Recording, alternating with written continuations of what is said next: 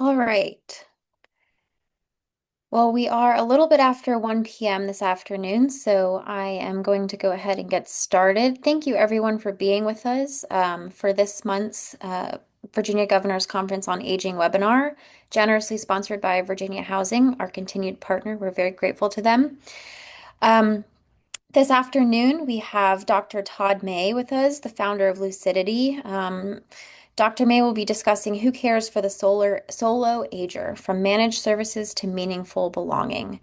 And before I hand it over to Todd to further introduce himself and to get started this afternoon, I'm just going to run through a couple of quick housekeeping items. We really do encourage questions. Please submit your questions through the Q&A. That will just help us keep track of all inquiries. Feel free to use the raise hand feature if you'd like to ask your question out loud once we get to the Q&A portion at the end. But if you think of questions as we go, feel free to put those in the Q&A as we go. I'll also keep the chat box open for any discussion there. If you have any logistical questions for me, once I hand it over, I will drop a few helpful links in the chat. Including the link to our YouTube page where you can find all previously recorded webinars in the series. And I should get this one up by the end of the week. So you can find that there. And I'll also share the link to our website page where you can find more information about the webinar series and the governor's conference.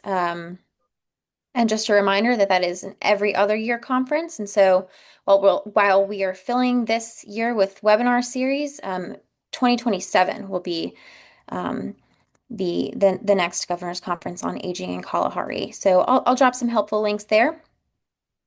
But otherwise, I will hand it over to Dr. Mei, and I think we have a great webinar ahead of us. Thank you for being with us. And again, feel free to message me in the chat. And if you have any questions, I'll be putting some helpful information there momentarily. Thank you for the lovely introduction. Let me share my screen.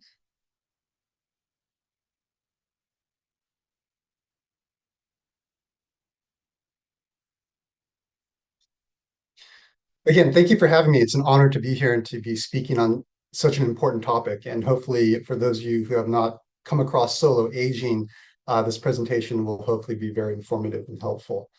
A little bit more about myself, just to fill in some blanks, as it were. I used to be former associate professor of philosophy in Britain, of all places, even though I'm American. And my specialization was in ethics, and area of philosophy is called hermeneutics. Got a funny name, it comes from the Greek. But I'll say more about that later because it's directly involved in what I perceive to be an aspect of the solution to help the solo aging problem as it's developing in our times.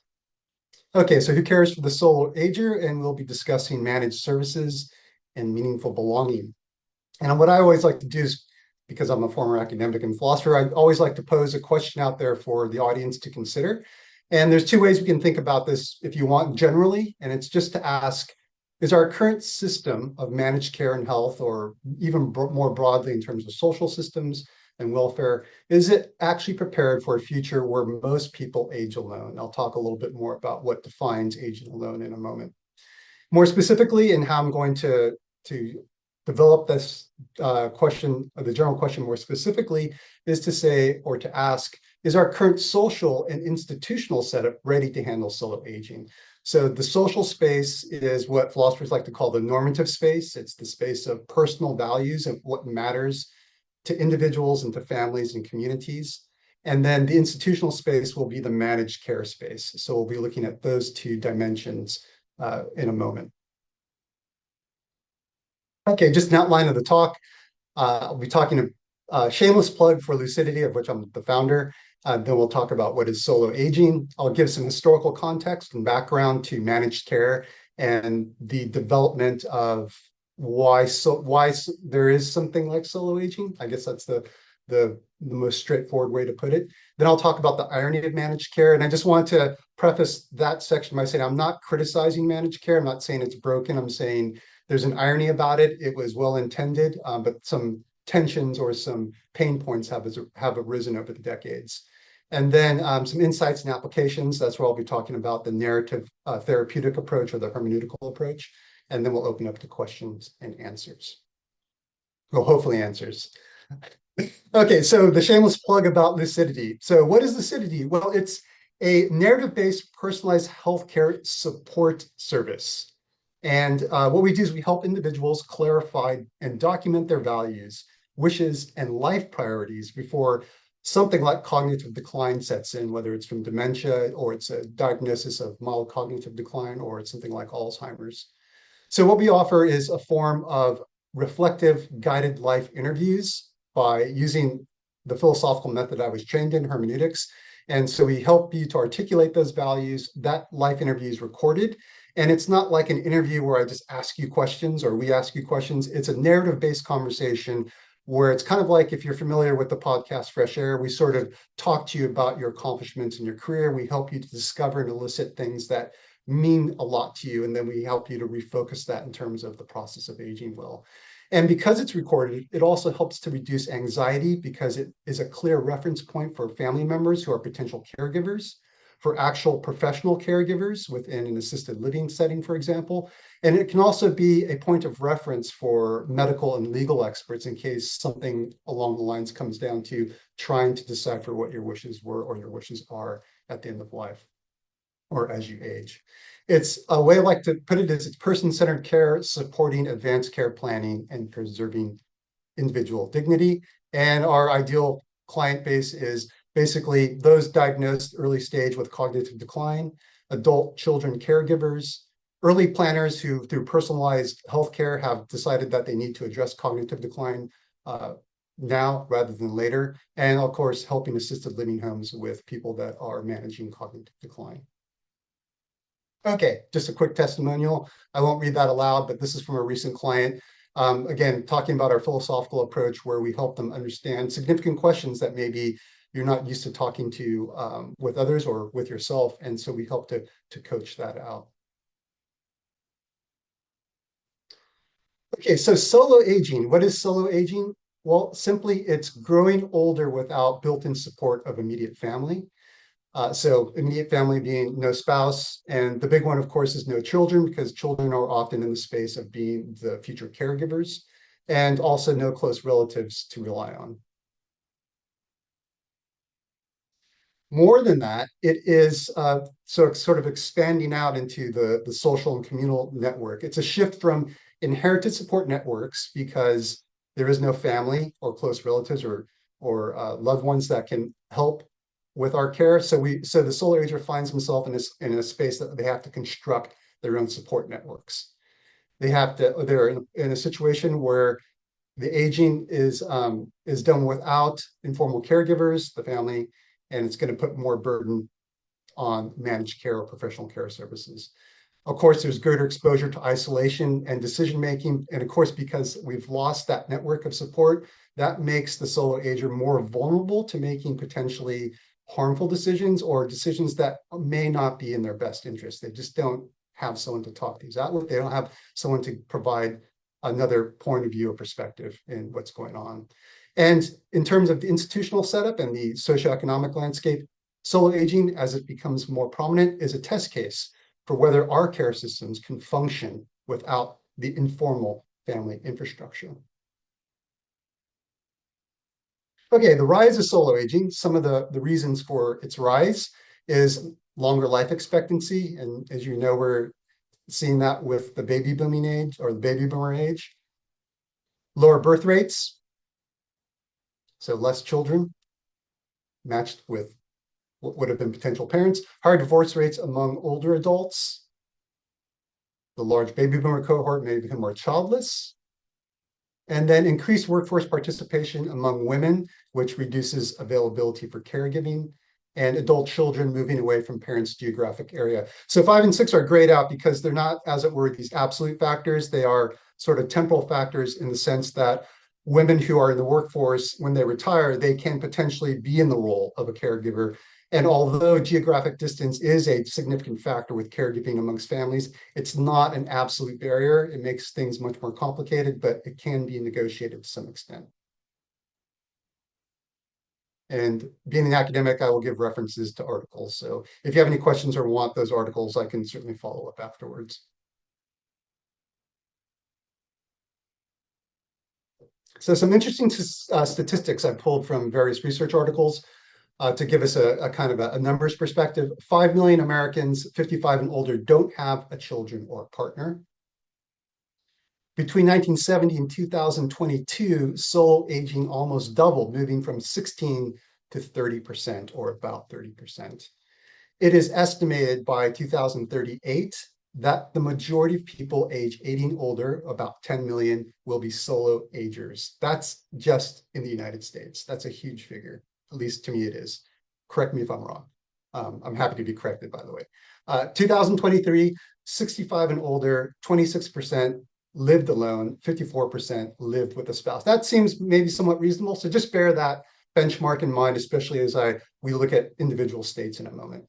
But let's just see if there are some potential takeaways from these statistics, just perhaps superficially or just off the top of our heads. So 5 million Americans 55 and older not having children or a partner means to some extent that there's going to be a greater dependence on formal systems or professional managed care systems. And because of that, if they get shifted over to these professional spaces, there is a potential for solo agers to simply disappear from the purview of regular younger adults because they've just been moved out of the immediate physical communal space into a managed care space. Between 1970 and 2022, with the number doubling, does it signal that family-based care, the informal system, is breaking down because there are less family members to care? And is solo aging becoming the baseline condition as the numbers increase? Given that there'll be 10 million solo agers by 2038, or thought to be so, assuming they have access to professional care, can the current system handle that load? And then, as I said, 26% seems like it's tolerable now, but we'll have to see how that develops over the course of time. Okay, globally. Sorry that I tried to get that statistic or this graphic to look a little bit more in focus. I couldn't do it, but hopefully you can read the numbers.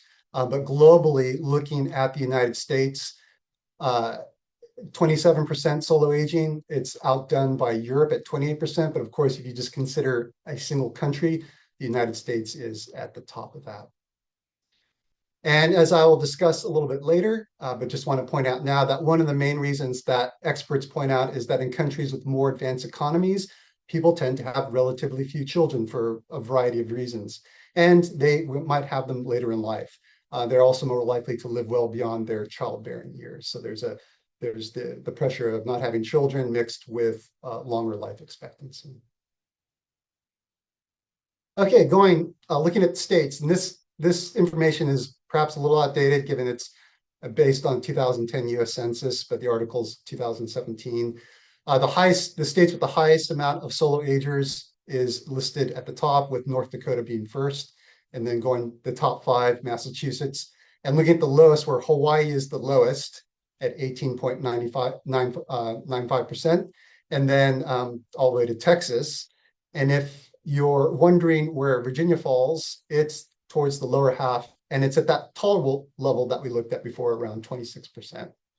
So that's interesting. If you want the link to that article with the census, I can provide that to see if you're not in any of these states, to see where your own state ranks.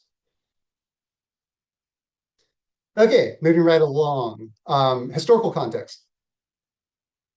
So we're going to look at two aspects.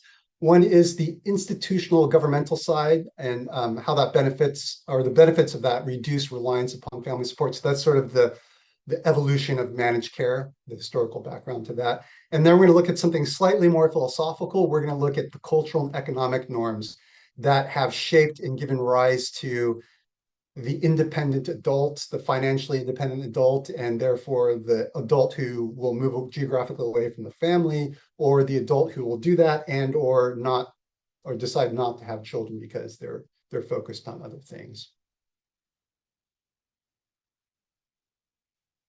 Okay, so managed care. So the historical conditions we're looking at are primarily at the beginning of the 20th century, and then there's going to be a watershed moment during the Great Depression, 1935, as you see there, the 1935 Social Security Act. Forgive me if you already know this information, but I'll run through it. So during the beginning of the 20th century, there was growing poverty and inequality, which exposed the limits of informal community-based care. So meaning families, neighbors, and relatives helping out. And some interesting facts about this particular area. Scholars note that inequality was greater in the first 3 or 4 decades of the 20th century than any period since. And the article's a bit dated, it's 1993. But around 1900, they suspect poverty rate was thought to have been 80%. That's their estimation. There were no formal measures at the time, so they're just estimating on different factors.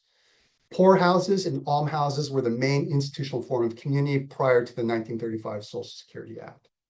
And a lot of authors like to say, because of this, death was not a private event, because the family was so central to the aging process and people live with their families. It wasn't private in the sense of in comparison to or in contrast with passing away in assisted living or in palliative care or hospice care or in an institutional setting apart from the family setting. Okay, so increased urbanization and mobility weakened extended family and neighborhood networks. That sort of as we approach more towards the mid-20th century. And then, as I said, the Great Depression forced state-level intervention, and you have the 1935 Social Security Act, which introduced professional and managed care services. Okay, at the same time, as it were, you have this development of our sort of disposition about what it means to live well. So just to go back to the 18th century, you might be familiar with some classical economists like Adam Smith, maybe Thomas Malthus, John Stuart Mill. They're the ones who developed a lot of the tenets of what we today call capitalism. That's kind of a cumbersome term because it can mean many different things. But they certainly were the front runners developing a more formal system of economic thought that speculated on how wealth gets circulated and what the best ways for nations to circulate that wealth was in order to stay healthy financially and socially. But what was very important to these thinkers is that the economic sphere was subservient to the moral sphere. So even though Adam Smith can come out and say something like people are self-interested and this is how they act, there's always a kind of limit to that. There's always a kind of constraint on that. And as you read later in a lot of his works, he always talks about how any kind of economic behavior is always constrained by moral sentiment. And he thinks this is not only true, he thinks it's significant. So morality outweighs any kind of economic incentive. During the modern period of the 19th century, or with a shift to what's often called neoclassical economics, that disappears. And you find that economic values are distinct from moral ones. You find a lot of economists saying we don't even want to think ethically. We just want to think about price and value. And so as a result of that, or that's one of the contributing factors, what you have is the economic sphere becomes autonomous, becomes separate. In fact, it can become competing with the moral sphere in the sense that maybe you're thinking about doing something which enhances your economic return, but morally it might be suspect. And so it would be competing like that. And you might say, well, for reasons of economic well-being, I'm gonna go ahead and take on the economic venture, as it were. So as a result of this, the economic sphere becomes its own sphere of values. And there's a correlation where individuals start to think about their own autonomy in terms of economic autonomy, not just moral upstandingness or righteousness, or however you might want to phrase that. And so financial independence becomes a huge factor in the development of the 20th century. And of course, we know that today we really pride ourselves on being financially independent in different ways. And this affects our practices in terms of how we relate to the family and loved ones, but it also affects our geography. As we know, we'll move to different jobs to be financially better off. Okay, so that's the historical, philosophical, socioeconomic background to managed care. You probably all know what managed care is, but I'll just run through this as a matter of a routine. What is managed care? It's home care, social services, volunteer programs, neighborhood support groups, and local health initiatives. It can perhaps include less formal things, but there's an interesting distinction which comes with financial support that we'll look at the next slide, I believe. But the aim of managed care services is to help older adults, people with disabilities, or those with chronic illness live as independently as possible within their communities. So that's a kind of a generic definition of managed care. As you notice, there's a kind of a tension on within their communities, because obviously if managed care is within an assisted living home, it's removing them from the more immediate family community into a different space, which again, I'm not criticizing. It's just, it's a shift. It's very different. And it's something that's worth considering. So the irony of managed care, good intentions, but some knock-on effects that were not anticipated. It was created to replace institutional dependency on almhouses and poorhouses, yet of course it institutionalizes care in different ways, in a better way, but in a more efficient way, and more effective way, but just in a different way that's has effects that the original planners, if there were original planners, but historically those people did not see, or perhaps we don't even see today. Maybe we're also blinded to it. Managed care protects individual autonomy, yet weakens the communal bonds that sustain belonging. So those are the family community bonds. So it does deliver a community, but just not the family community, which might matter more in some ways, maybe not in others. It stabilizes lives materially by providing that space and support, that physical support, while leaving some relational needs unmet. Again, this is not it's not a blanket statement on all professional services being this, but there is a tension between what caregivers on a professional level are providing. They are providing support on an emotional basis, but of course, it becomes very difficult to do that day in and day out. Should they really be doing that in the form they're doing it? Are there different ways to do it? We know that 1 in 3 caregivers suffers from stress and anxiety in these supportive emotional roles, and almost 1 in 2 caregivers has admitted to being really emotionally burdened by having to emotionally support other people. While managed care is covered by Medicaid, home-based care is not. And there's a sort of caveat to that. Coverage can come through state-specific programs where eligibility tends to be strict. And managed care assumes a social fabric that it does not actively regenerate. So it doesn't bring the family back in a very significant and active way. So I should have put my clock in front of me, but I have to look up, glance to the side. Okay, so I like to say that managed care is care without necessarily regenerating community, or community in the fullest sense that we might want it to be.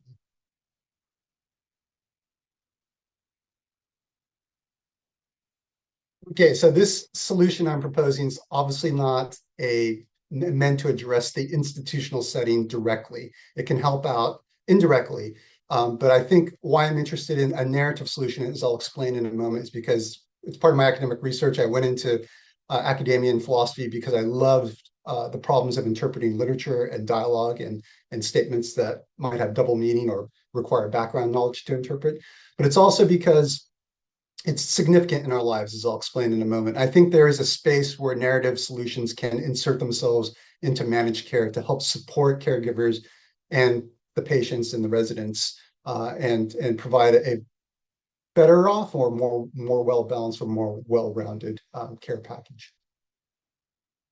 Okay, so I talked about narrative therapy and hermeneutics. I'm going to kind of bunch these together because you probably might be more familiar if I just say narrative therapy. It's just using narrative to help you. That's essentially what we're doing here. But my take is I take something specific from a philosophical discipline called hermeneutics. I won't go into that in detail, but just know that there is that distinction, that what I'm doing or what Lucidity is doing, and it's going to kind of play out in how I'm explaining the narrative solution.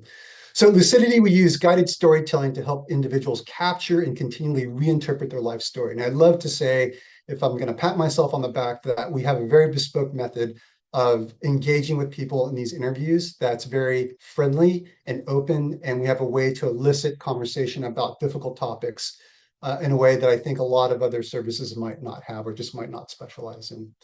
And what comes away from these types of interviews is that clients, as well as the interviewee or interviewer, finds that narrative preserves identity, strengthens connection, and provides a clear expression of values to guide future care, or at least to create that space in which you can think about future care. Because a lot of the problems about aging is nobody really wants to talk about it, especially the death taboo. It's just that there's not a way for us to conceptually open a space where we can talk about it reflectively without feeling anxious or feeling like we're closing down a conversation with somebody else. So with respect to solo aging and the relationship to narrative, the problem I would state would be solo aging reveals a gap between material support, the managed care services, and meaningful belonging, that loss of community or what narrative is going to bring back to it. So systems can meet practical needs, but often leave individuals relationally isolated. So narrative is going to be a way for them to re-engage and reconnect. So a narrative approach helps fill this gap by turning care into a shared, meaning-making practice, restoring recognition, continuity, and connection through storytelling and participation. So those of you who are expecting very specific solutions or steps will be disappointed. I'm going to talk about it very generally. And this is because, one, I really have to sit down and think through things. My method is not to try and provide a blanket rubric or framework to address all things, because I think every situation has a very bespoke set of problems that need to be discovered and fleshed out and addressed. Okay, so before I get to general practical steps, I just want to talk about what I call the narrative commons and sort of give you examples of why or how narrative, or at least how I think narrative is so central to just how we live our lives as humans, just woven into the fabric of the human condition. So I'll explain what I mean by the narrative commons in a moment, but let's just kind of get more familiar with how narrative is so central, how it's what I like to call the foundation, the bedrock, or the glue, sorry for all those mixed metaphors, that holds us together.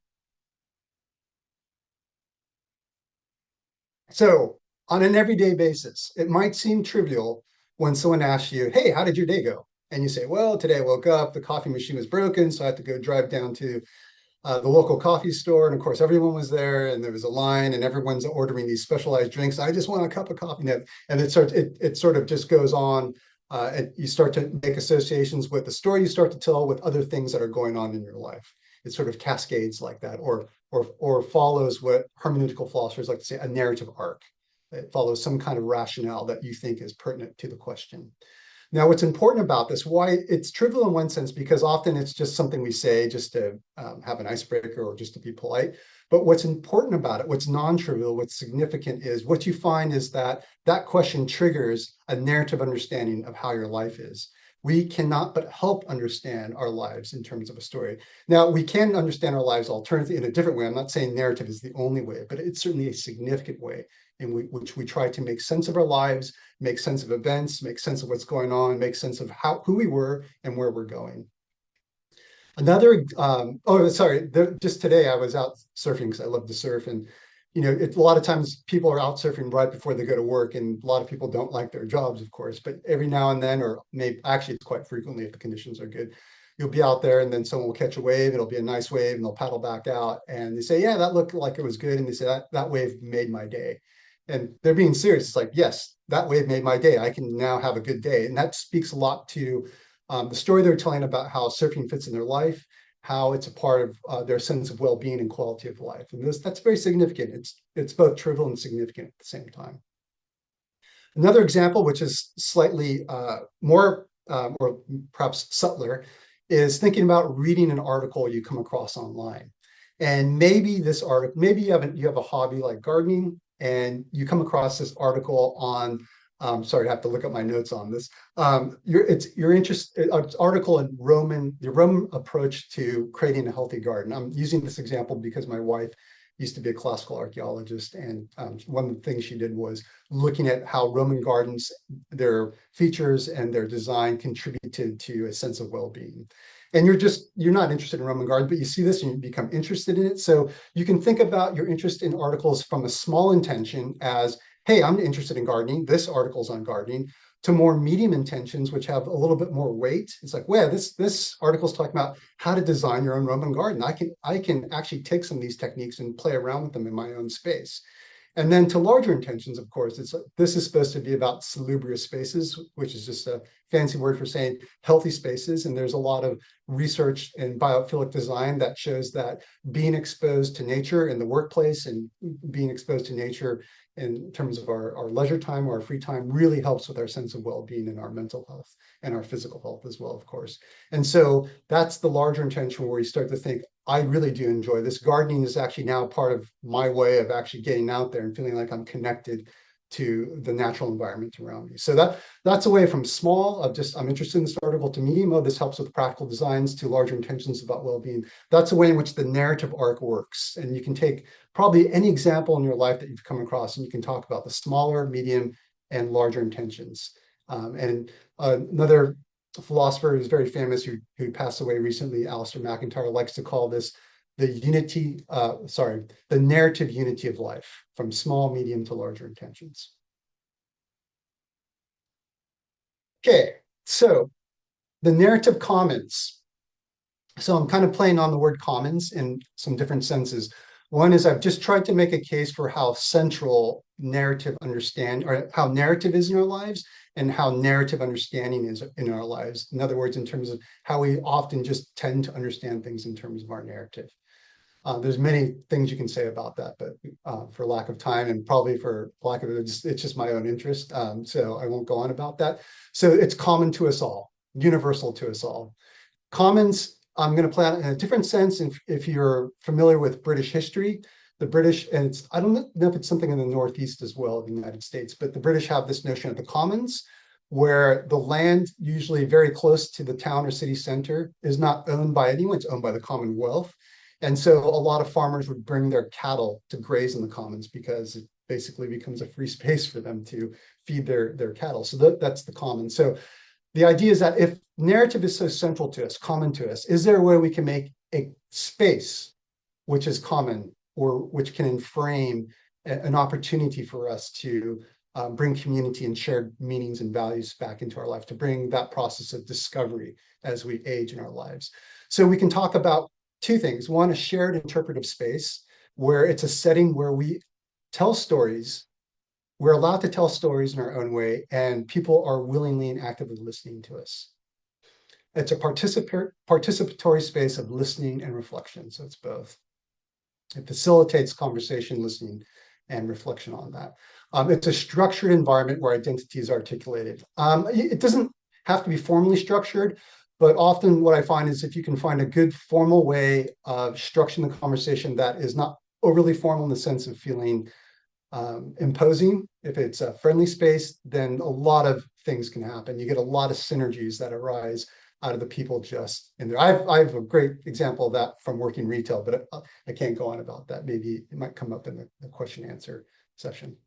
Okay, two is the shared moral or normative space. And again, I don't mean moral and this is the right thing to do. I mean moral in terms of normativity. It's the space of what we hold dear in terms of personal values, in terms of communal values. And it's a space where we think about, what does it mean to do things well? Not just performing a task well, like in a job, or to exercise well, to play soccer well, whatever it might be. But it's also questions like, how can I live to the best of my ability as I age? How can I age well? How can I protect my mental health as I age and I'm exposed to different risk factors, things of that nature?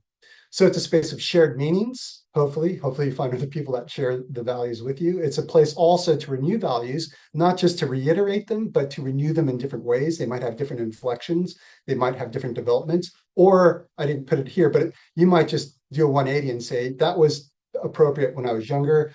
I have different concerns now about being a solo ager or living by myself. It's also a space where you can recognize mutual vulnerability. So it creates that space where you could say, you share something with another individual because you're both in that space of solo aging, or you're both in space of mild cognitive decline. Take, for example, when there's an event of natural disaster. So we just experienced a hurricane here in Florida last year. And was it last year? Sorry, I'm terrible at dates. But after the hurricane had passed, everyone comes out into the street in the neighborhood and everyone is talking. It's like, wow. And it's, it's relief, it's thanks, it's renewing bonds with your neighbors, because usually you just see your neighbors say, hi, I got to go on, go to work. But that gives a pause for reflection, to reappreciate those kind of neighborly bonds and dependency upon each other, because everyone was helping each other with access to electricity and food and so forth. So it becomes a reaffirmed basis of belonging, and it becomes belonging is essential, especially as you age, and it's the problem, of course, of solo aging. Okay, so to sum up the relationship between the two commons, like the traditional British commons pasture, The narrative commons is open for participation, but instead of grazing livestock, people bring experience, memories, and values to find direction, to discover direction, to share things, to bond, and hopefully to live well towards the end of the life. Because a lot of times, what a lot of our clients realize, it's about how to live well until the end. It's about trying to find ways, given deteriorating conditions or changing conditions, how to keep on living well until things must pass. Sorry if that was a little heavy, but those are the kinds of conversations we have. And again, we don't tell them what to do. It's things they like to talk about, and then they discover themselves. Okay, coming to a close. Thank you for staying with me so far. Here are the practical applications, which are a little bit more specific, but again, more general. And I'm happy to try and thresh these out. I don't have ready-made answers for this, and it's something I'm always thinking through because each situation, each institutional setting is different. But off the top of my head, as it were, from my research, this is what stands out most in terms of practical application. So I break it down in terms of individuals, communities, and policy leaders, because I'll be frank, that's not an area I've thought about much, but because this is the Virginia Conference on Aging, it's important to consider. So for individuals, we can think about the practical applications of narrative therapy or hermeneutics or narrative solutions or commons in terms of mentoring informal hobbies. So this is individuals who can use narrative or find ways to use narrative. So if you used to be a surfer and you're getting older, you may not surf anymore, but you probably have a lot of stories and advice to tell younger people who are picking it up. So finding a way back into that community to mentor a younger crowd, getting involved with the surf school, getting involved with the lifeguards and the community that gathers around there. You can join memory circles or narrative groups, which are becoming popular. There's actually something called reminiscence theory, where families get active and they create a portfolio for older people to talk about things that they found significant in their past life. Music is huge. Music is one of the big things. And I recently wrote an article on how smell is also very significant. They can participate in intergenerational storytelling.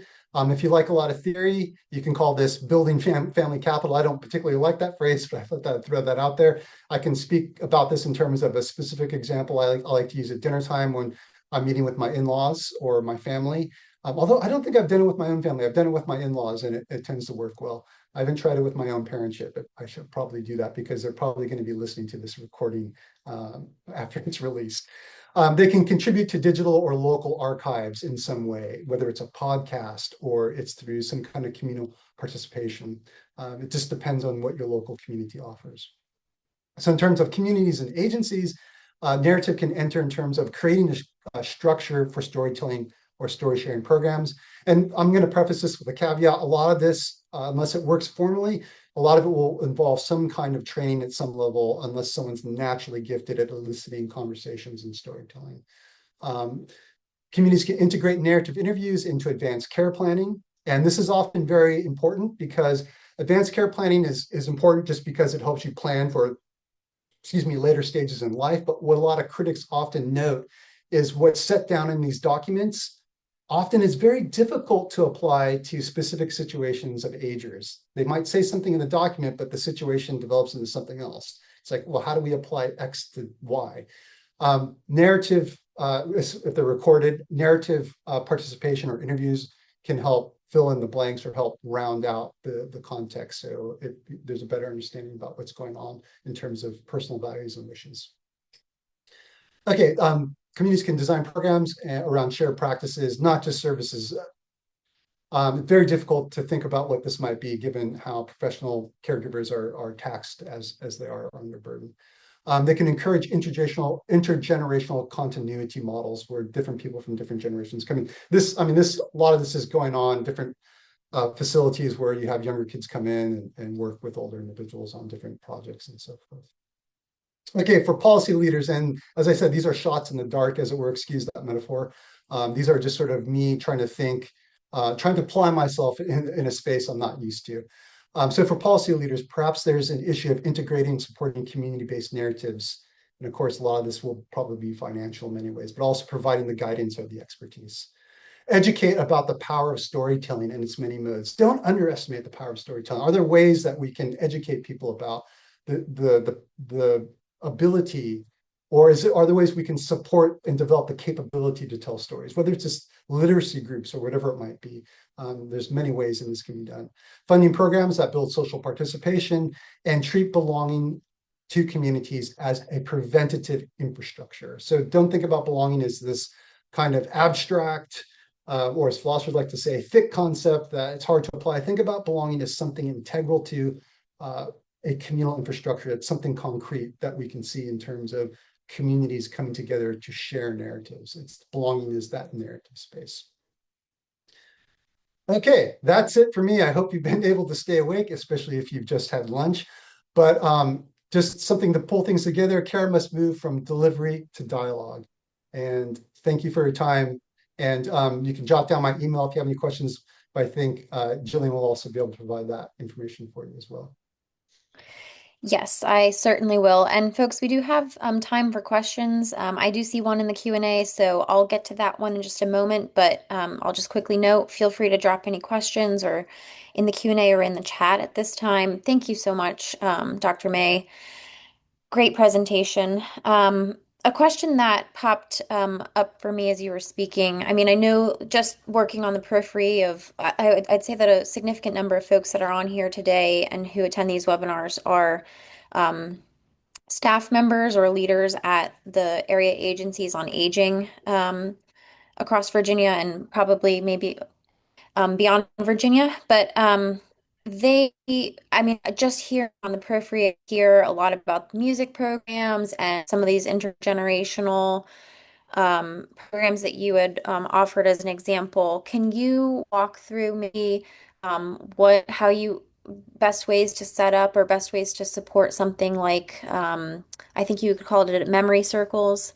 Any tips there, what these could look like, or if you just want to expand on that a little bit more?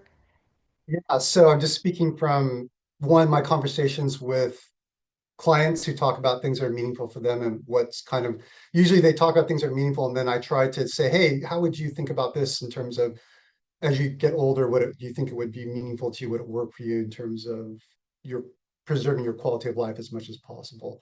I'll say two things about before I begin. Sorry, two things about the use of things like music and narrative in terms of the addressing the aging process. There are two sides to it. One, it just helps maintain quality of life. So it may not be curative in a clinical sense. But two, there's growing research showing that prior to significant cognitive decline, engaging in music, particularly in learning how to play a new instrument, and engaging in things that allow you to not just tell stories, but to tell stories and find different ways to interpret them and retell them, and also to find new stories to tell, help with preserving cognitive decline. So not just telling the same old stories over and over again, but finding those new ones. And also this comes from conversations with medical professionals, of which I'm not. Sorry if the Dr. Todd Mei gave you the impression I was a medical doctor. It's just residue from being in Britain where they refer to professors as doctors as well.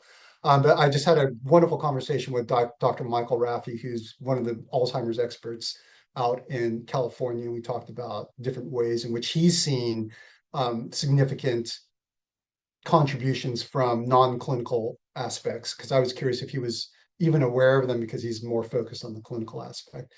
And one of the things we talked about are these ways to do the memory circle, as it were, the reminiscence theory. And perhaps there's a way in which managed care services or organizations can get proactive and go to family members. And this is how it makes it intergenerational. Family members go to their parents and say, hey, mom, dad, we want to talk to you about things that you found really meaningful growing up through all stages of your life. Let's just take one thing. Has your taste in film or music changed? And or pictures, let's talk about pictures. And you create this portfolio of objects which they identify with. And there's a lot of physical, sorry, I'm just still an academic, so I just thought of all these philosophical theories fine. But that creates a portfolio, and then you use that portfolio and you bring it to the formal space and you say, hey, let's just pick one. What do you want to talk about today? How about your favorite song? You liked Neil Diamond. I love Neil Diamond, by the way. And you just talk about Neil Diamond and talk about the songs. Why is that one of your favorite songs? And you say, well, do you have any memories associated with that? And that helps preserve the quality of life. Again, it doesn't cure Alzheimer's, but it helps preserve that quality of life. It makes them happy. And those are the kinds of intergenerational communal things that can help. And it also, I think what it helps from a perspective of being younger or an adult caregiver is it helps remove that awkward space where you're not quite sure how to relate or bring things up, and provides that kind of toolbox or impetus or that catalyst to, hey, to create that space for you that you don't have to construct yourself. So there's things you can do that you just have to shape to your own personality or needs to implement. Thank you. And I really appreciated even just the way that you worded that question about has your opinion changed on some of these things? Because I think sometimes as humans, we're so eager to categorize things as binaries, like the before and now. And yeah, there's something to be said about um, how we all change. Alrighty. Let's see. We had a question in the Q&A. Ray, and I'm so sorry if I'm getting the pronunciation of your last name wrong, Ray. Begun. How is narrative related to storytelling? So that's sort of, I mean, very open-ended, but if you want to elaborate, Todd. It's a great question. And just Jillian, shut me down if I just go off on an academic tangent. So No, um, you're welcome to, and we have plenty of time, so please feel um, free. so one way to think about the relationship to narrative and storytelling is that storytelling is an aspect of the larger umbrella of narrative, or if it helps a bit more, say narrative understanding. There's many different ways you can also play this out, but storytelling is the kind of active or even passive capability we have that, as I said, where we try to make sense of what's going on. So we just tend to think in terms of narrative of here I was, my day went well because start of the day something bad happened, but then this happened. I met this person I'd not seen in years, and we started talking about whatever it might be, and this reminded me of how important it was for me to get back to doing something that we used to do during that time. Maybe it was going bowling or whatever it might be. And that's, although you think you're just talking about specific events, that's you telling the story to yourself and maybe to another person, maybe your significant other, or maybe to your child about, hey, this is why and how bowling matters to me. And that becomes part of their own story or their own narrative, to make that distinction, it becomes part of their own sense of narrative, which kind of, once it's heard and told and remembered, it becomes kind of in a potential pool of resource where your child may not go away directly and say, hey, my dad likes to bowl and here's the reason why, or my mom likes to bowl here, but it's there. And maybe they might go out and then their friend says, hey, we're going to have my birthday party. We're thinking about going bowling. What do you think about that? And then that child might not say, oh yeah, my dad loves to bowl, but it's going to click. It's like, oh yeah, my dad loves to bowl. So those are the kinds of synergies that arise out of narrative and storytelling. Now, narrative can also mean a lot of different things, just in terms of, um, in a broader sense about, and this is kind of controversial philosophically, but from a hermeneutic perspective, which is the kind of philosophy that I was trained in, hermeneutical philosophers often like to say that uh, everything is narrative all the way down, at least from a human perspective. And what's meant by that is we just cannot help understand anything except through a narrative. And even though it might be an isolated object, we're going to take that. And for us to get a better grasp on it, we might have these initial flashes of significance or value, but to really make it become a part of your life or what you do, you're going to incorporate in a narrative. And now you might not do that, but it's always going to be there, something that you could or might arise later in life. So narrative is a broader theoretical umbrella in which storytelling sits. I guess that's the best way to put it. Thank you. Um, I want to note that Teresa Baga, gets sorry again with the pronunciation, Baga, had this is just an item for thought. And another option for intergenerational connection or mentorship for older adults is listening benches. I think my understanding of those is just like a place where folks can feel welcome to share with strangers, but that's just sort of my guess there. Yeah, I don't know too much about Yeah. it. I'm happy to have a conversation with anyone afterwards about this. But I was just thinking, I'm sorry if I go back to my own experience, I often do this. But there's what my local beach here in Florida. or I like to surf a lot, there is this outdoor area right before you get to the beach entrance, and it's covered. It's really nice. It gets a lot of the sea breeze, so it's often a nice place to be. And you get a lot of older adults showing up there, and yeah, it's like, because I surf a lot, I see the same people, and I say hi, just a brief conversation about the conditions. I'm always about the weather. It's the British thing to do. You always ask about the weather. But I do see different groups. They start, they bring their coffee, they talk, and it's refreshing because the talk is not about things that make you anxious or angry. It's talk about, hey, this is great. Well, what do you think about, this particular restaurant here? It's nice civil conversation, and you can see different people coming together, whether it's just for that particular conversation and saying something and being friendly, or it's a core group that comes back over and over. And I guess those are kind of listening benches in a literal sense, because there's basically picnic tables where people gather around, and it's very nice. That does sound very lovely. A question that I have for you, Todd. I mean, um, just sort of in the general direction where our society has gone, in which we don't, we rely less on neighbors for things because everything can be so, everything can be ordered right here off of our phones. So we're less likely to go knocking on our neighbor's door for things. We're less likely to have these sort of, self-checkout. We're less likely to interact with a cashier. Um, and I think, sometimes what I see, again, especially in this field where so many things are so underfunded, we do sort of rely, or I shouldn't say we, but a lot of these um, organizations that work in the aging field are so underfunded. And so, whatever is, the most utilitarian approach to serve the most, sometimes what's needed. And so are there any, and I'm not saying that you can offer all the solutions to these big problems that we have in our world, but are there any ways that you can think of, that could help sort of integrate that more human connection into the way into the future as we move forward with all this new technology that's also can maybe have two sides of the coin, positives and I'm negatives. so, I'm so glad I talked to Dr. Michael Raffi last week or 2 weeks ago. But that's a great question. It's a very difficult question, because anything that has to do with underfunding and and social, communal, governmental implementation and support is obviously huge. Because I'm not a policymaker, and I would find that very stressful, trying to get things that you really believe in, trying to get the funding for that. It would just be feel like a lot of pressure to do that. Um, and I'm glad you raised the technology issue, because, and this is something where Lucidity is pivoting towards, and in our own approach. Let me preface what I'm going to say with this. And again, this is out of my conversation with Dr. Michael Raffi, who's the Alzheimer's expert for University of Southern California.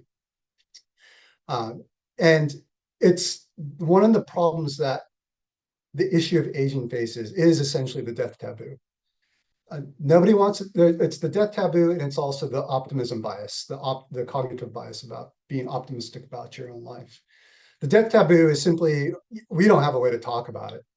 And there's a lot of different arguments to this, because even in a religious spiritual setting, a lot of times the afterlife is celebrated, and so a lot of scholars will say, because of that, it often overshadows focusing on advanced care planning and things like that. Everything just focuses on the afterlife. If you're not religious, then it's just simply, I don't want to talk about it. Or if you're not, or it's optimism bias.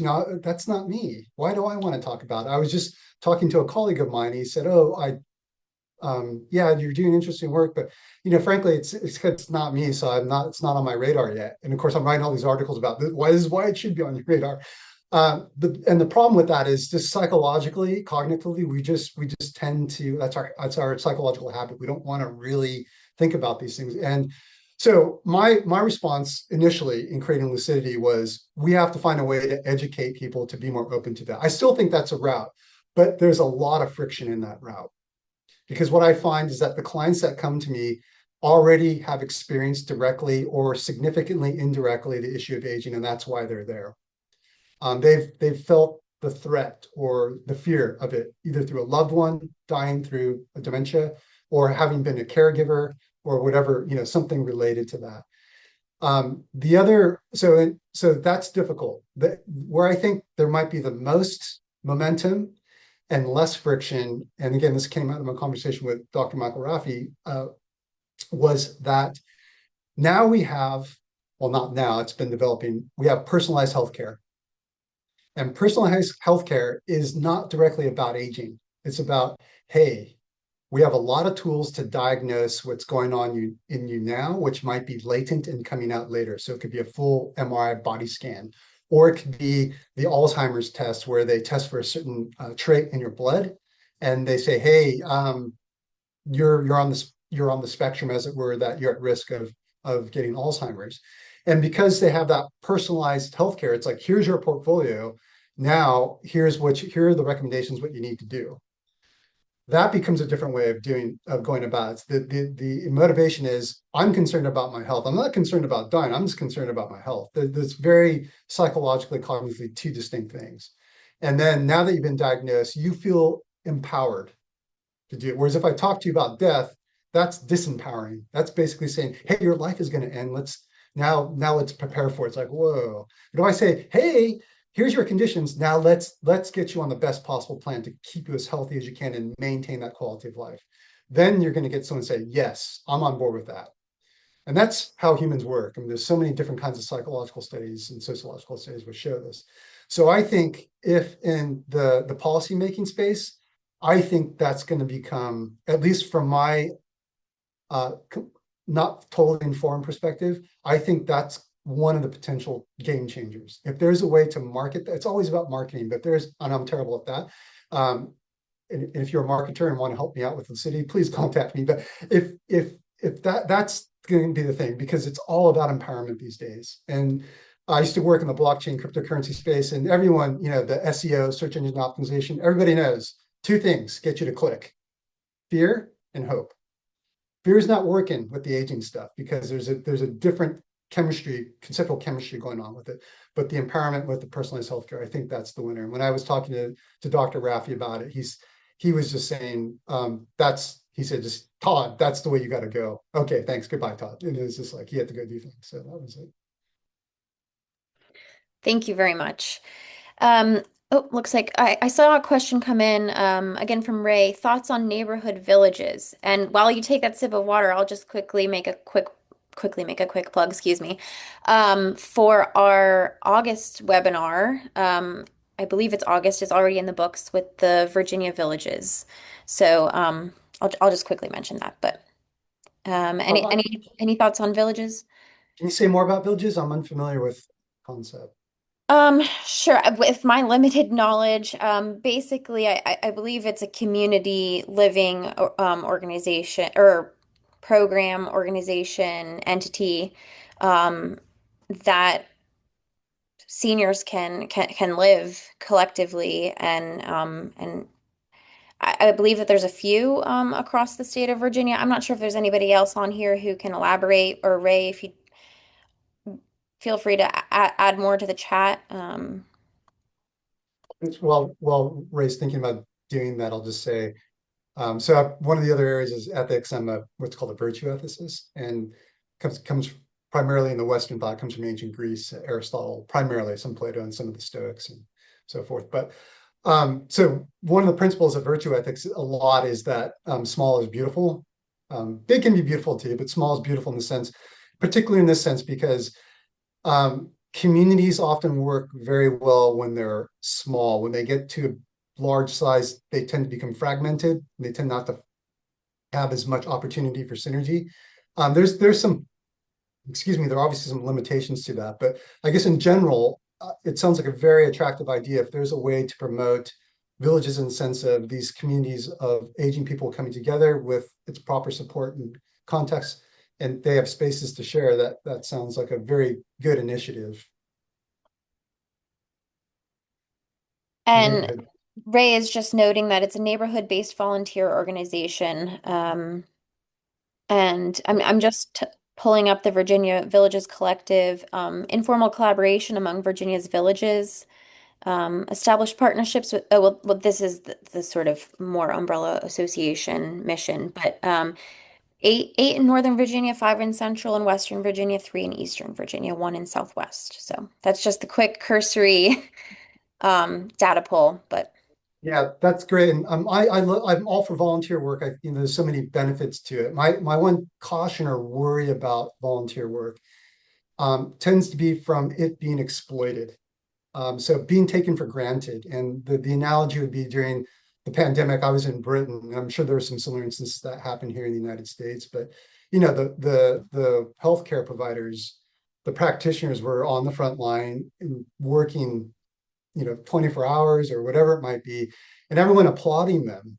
And which is great because they should be applauded. They should be supported emotionally and applauded. But then, it's sort of like, and you have volunteers coming in, but it's sort of like, but we also need other kinds of support. And so great to have volunteers in terms of brings other people in from the community, but also I just want some kind of backstop to prevent a system like that from just saying, hey, we rely solely on volunteers. There's got to be other ways to help the volunteers as well as bring in some other aspects of an institution infrastructure, which makes it integrated and more mutually functioning, I guess is a way to put it. great point. Alrighty. Well, I do not see any other questions in the queue. I'm not sure, Todd, if you have any other final remarks. I'll just quickly say thank you so much. I personally thoroughly enjoyed this webinar, and it looks like we were able to have decent amount of discussion. Hopefully, our attendees are walking away with more insight. So thank you very much. I really appreciated your time with us this afternoon. If you have anything else you'd like to add, content-wise or anything else, well, you're welcome to at this time. Just my thanks and appreciation. I'm really grateful for the opportunity to speak to everyone at this particular venue. And if anyone has any questions, please do feel free to email me. Thank you. And I'll just quickly note, lots of thank yous coming in the chat. Great, informative. Appreciate the ideas shared. So thank you. And to all of our attendees, as always, the slide deck and the link to the recording will be sent out in the coming days. And I'll also be sure to include Todd's email. So he's happy to be a resource. And thank you, everyone. I hope everyone has a great rest of your afternoon. Thank you.